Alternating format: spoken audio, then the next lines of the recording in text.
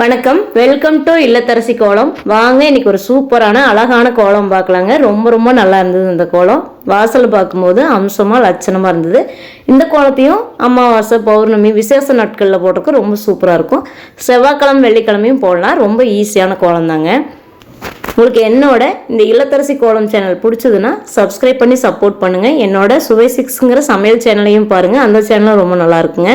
உங்களுக்கு அப்படி அந்த சேனல் பிடிச்சதுன்னா சப்ஸ்கிரைப் பண்ணி சப்போர்ட் பண்ணுங்கள். பார்க்கலாங்க இந்த கோலம் எப்படி வரப்போகுதுன்னு.